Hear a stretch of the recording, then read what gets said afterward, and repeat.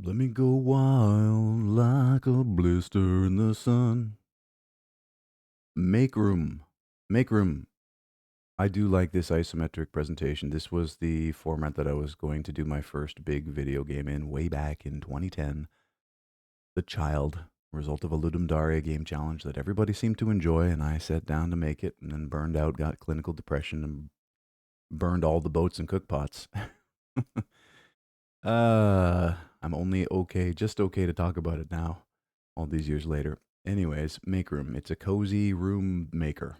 Build rooms, gardens, and camper vans with 1,001 objects and the ability to create your own custom furniture, or visit Make Room Island to get inspired by unique design requests. Came out on the 7th of August from Kenny, and Wholesome Games presents. They want $13 for this. Guess that's reasonable.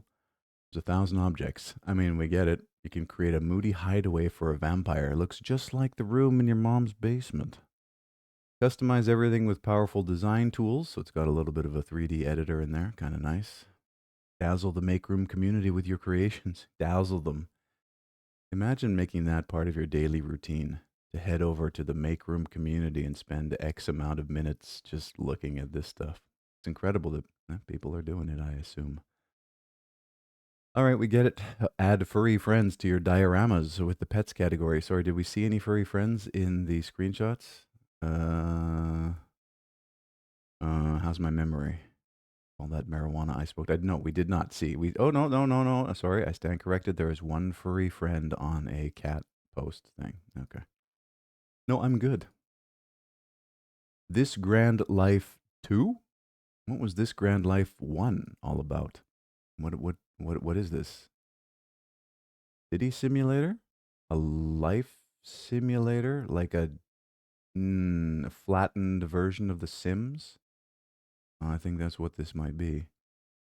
Flat Sims. Okay.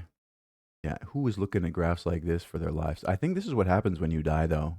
At the pearly gates or wherever in purgatory, an accountant approaches you and was like, "This is how many hours you spent fapping, and these are all the hours you spent with Dorito crumbs on your chin, and these are all the," and you're just like, "Oh, okay, maybe next time we'll do a bit better." A money focused life simulator. Create characters with allergies and addictions, manage their lives through financial booms and busts, advance their careers, start a small business, invest in real estate and stocks, or roleplay a penniless hobo.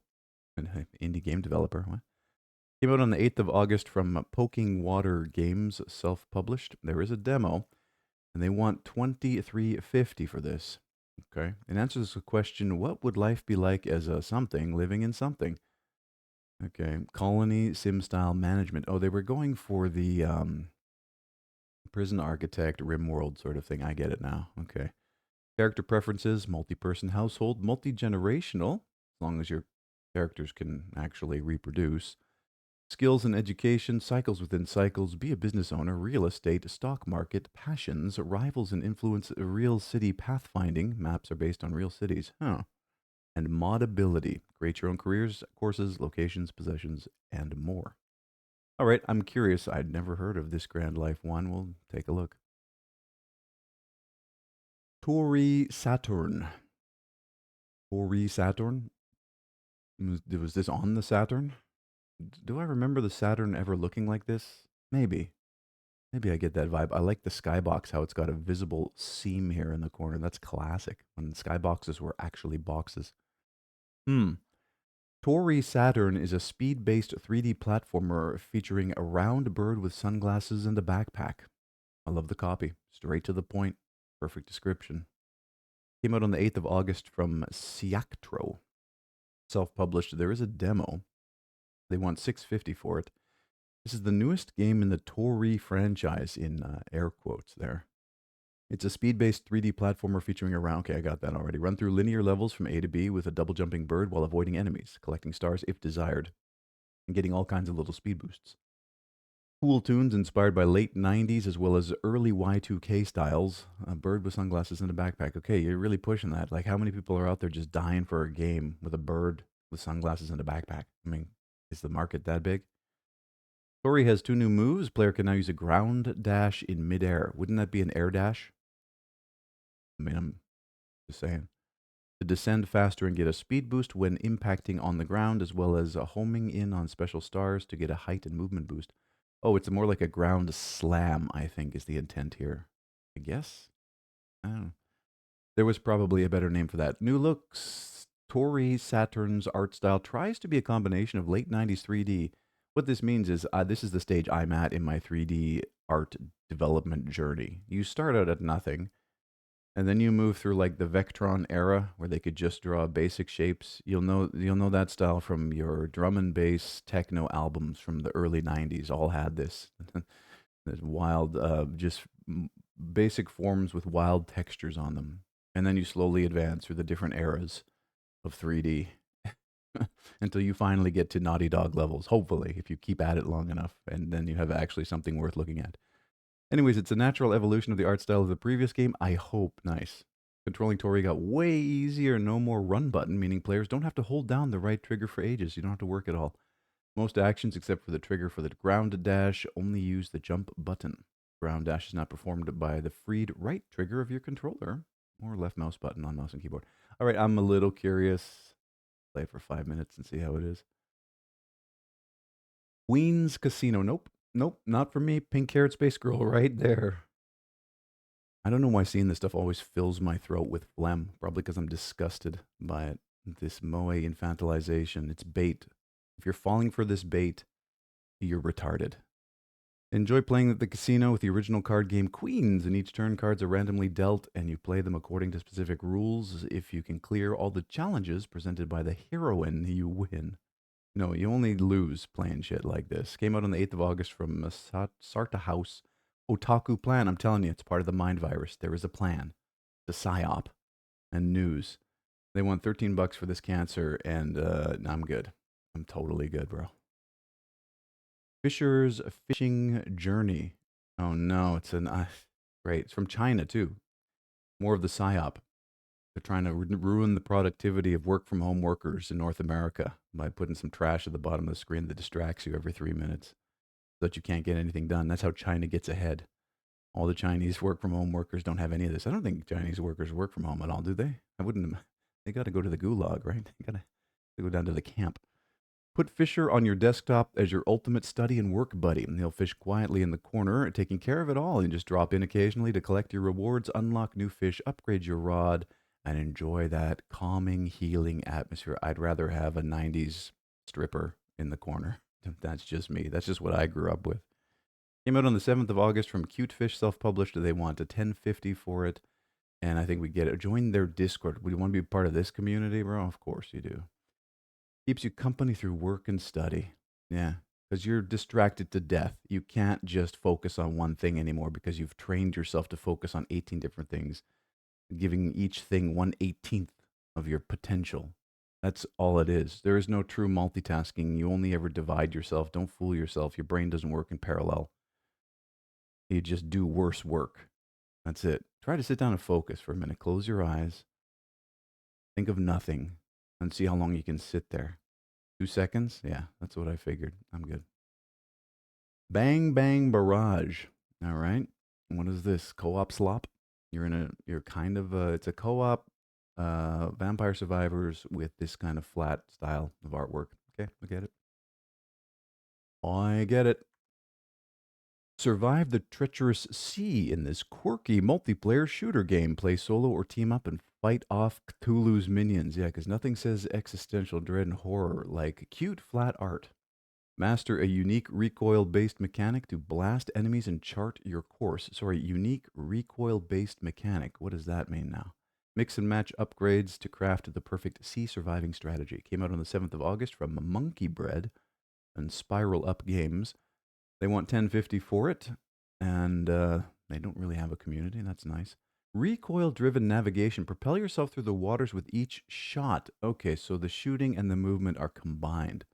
Turn gunplay into a dance of strategy and precision. Master the art of movement to outmaneuver and outlast the sea's dangers.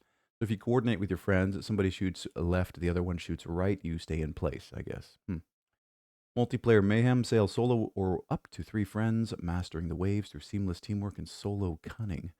More players, more chaos, endless replayability. I'm good. See, as soon as I see that, it's like I don't have time for endless, bro. I've only got like 30 years left. I got to make every moment count. Ever changing voyages, tailor each run with a variety of upgrades, and adapt to spontaneous buffs and debuffs. Blah, blah, blah. I'm good. Cool. Should have had a demo. On the Western Front. Oh man, here's a throwback. I'll bet you the person who made this is like a 58-year-old computer programmer who grew up with these games on paper counters at the daycare that they stayed at. My parents were at work because both parents worked. And now here they are, all these years later, throwing us all the way back there. Nobody's going to remember games like this. I mean, why would I play this instead of Hearts of Iron? Just curious. Oh, it's January 1915. Hearts of Iron is later. The race to the sea is over. The Great War has just begun. And why are we reliving all this? Like, that's a huge question. Like, what are we doing? Who?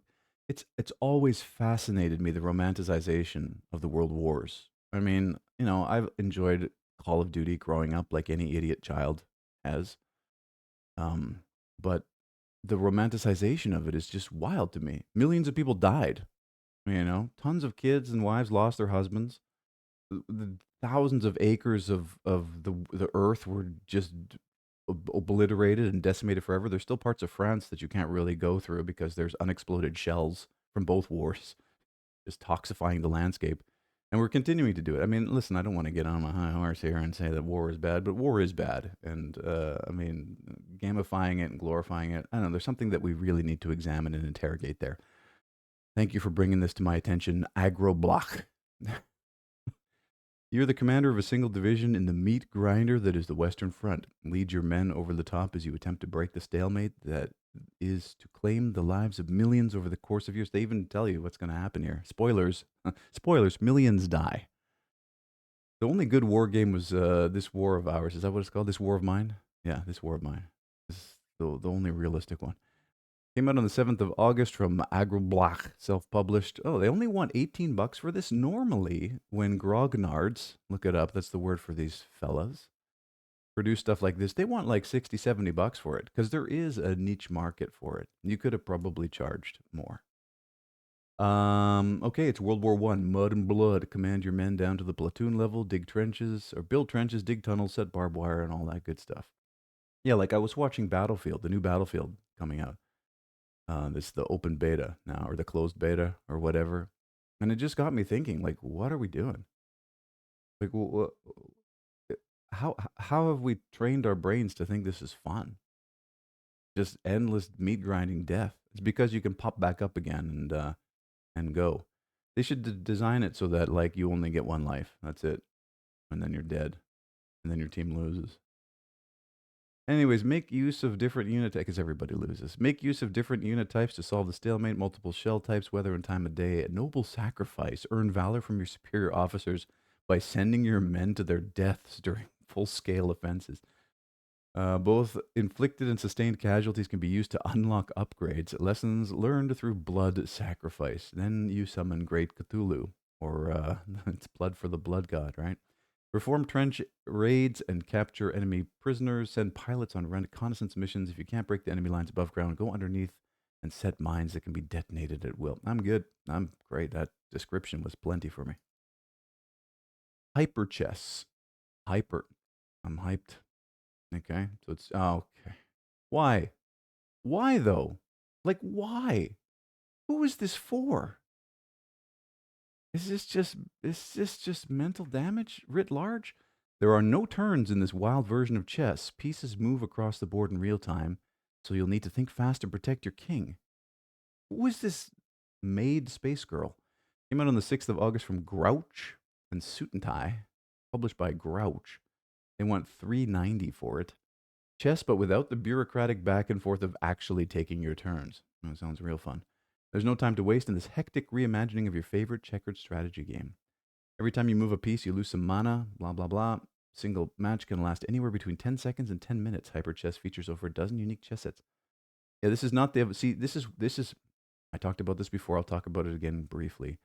The reason there's been no successor to chess is because chess is a perfect information game. These modern video games that I thought were successors to chess, like Dota 2 and League of Legends, are not because they're luck-based, reflex-based games. And this is now a reflex-based game. So you've broken chess. I can't imagine this being interesting at all.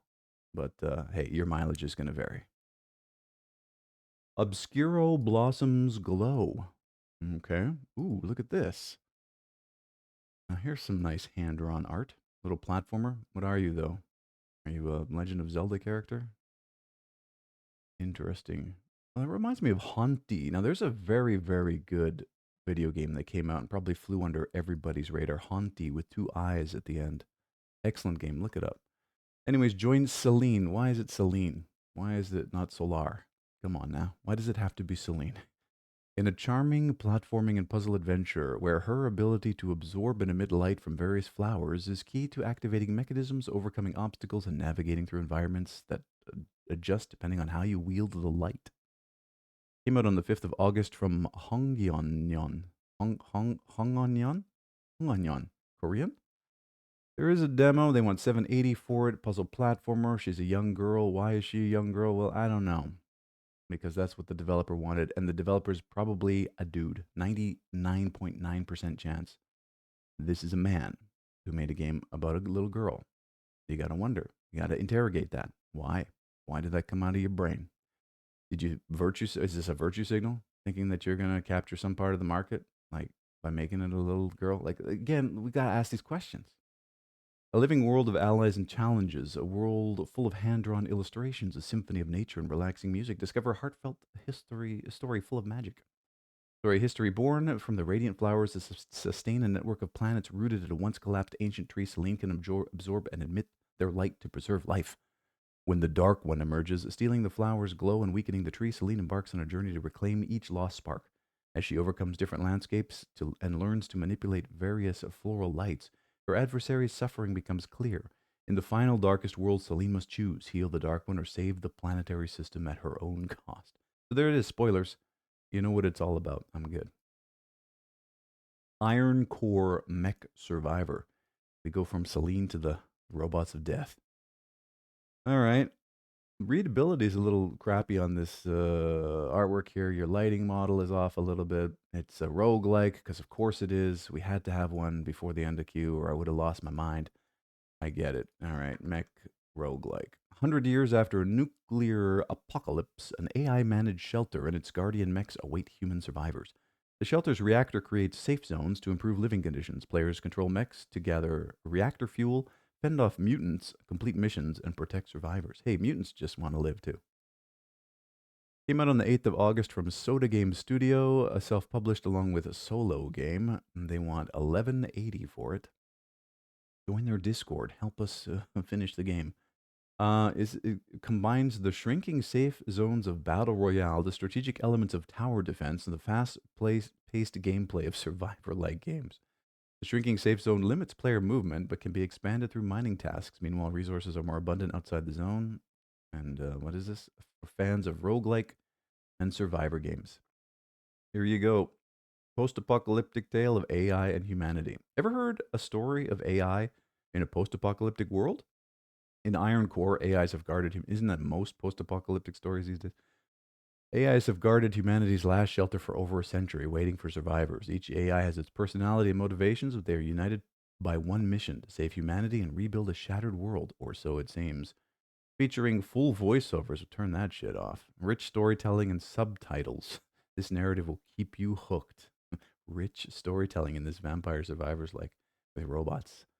High intensity roguelike survivor action, rescue mission and mech progression, reactor resource gathering and safe zones, tower defense. Use terrain to your advantage. Launch content.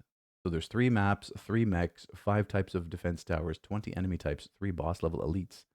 So it's in development still. This is early access. 3 maps. Refund all. That's what the buyers will be doing. I'm okay. Slackjaw.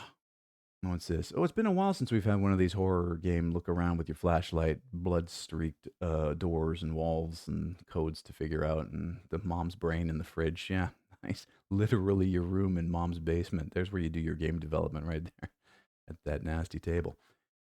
As the latest prey of a deranged serial killer, you must use your wits and resources to survive in this atmospheric first person escape room style horror game. Explore, uncover secrets, and plan your escape, but be quiet or you'll be his next victim. Inspired by true events, when the developer, this was actually what the developer did. Now they're like confessing to the world at large. Again, you do have to think about the mind that goes into creating all this stuff that they're willing to spend a year plus making this shit. Came out on the 8th of August from Nostromo Interactive, self-published. They want 1180 for it. True crime has never felt more real. The 2024 true crime podcast My Escape from the Slackjaw Killer took America by storm with its unflinching interview of his only known surviving victim, painstakingly recreated from testimony, crime scene photos, and FBI reports. This game puts you in Slackjaw's world and asks, will you survive? It only takes an hour to get away. I wonder how long that victim was a victim for. Probably a lot longer than an hour. Explore the world of a serial killer as his next victim. Use your wits and resources to solve puzzles, uncover the twisted secrets, escape, but be quiet. He's upstairs. Featuring escape room gameplay, hyper realistic graphics powered by Unreal Engine 5 that look just like every other Unreal Engine 5 slop on Steam. Come on now. Come on. Ooh, this is I can't even anymore. I just can't. Haunting original soundtrack, Xbox controller support, complete in a single play session, created by a solo developer. Hello, I'm insecure. Hi, I'm super insecure, and I want you to know that I made this game by myself. I don't want the gameplay to speak for itself or the game to be good at all. I want you to know that it was just me that did this. Oh, the worst. All right, good luck with your murder porn. Firefly Haven. Okay, we go from escaping a serial killer's basement. The pixel art Firefly incremental game, I'm gonna guess. All right, it's a day. Firefly Haven is an incremental, chill, and short, cozy game about catching bugs, collecting trophies, traveling to new locations, and achieving greatness. You're not going to achieve greatness at all sitting there playing any video game ever, unless you're that one in a million person who's like really good at clicking. It's not going to happen. I'm sorry. Came out on the 4th of August from Jasul, self-published. Let's just put a pin in that bubble right now. They want $3.89 for it, and I get it. It's cozy. You catch bugs. It's incremental. Let's chill by the fireplace. Incremental loop to catch many bugs and become legendary. Gather trophies and organize your home. A cozy bite-sized game can be completed in a few hours with no rushing mechanics. With idling progression, there are no time penalties, a relaxing experience with meaningful progression and a home vibe. I like how this has all become the thing. Like Cookie Clicker was no good because it never ended. Now you got to have an end to these games. Well, here's the end right here. That is 18,479 games viewed in the queue. You have yourself a wonderful day.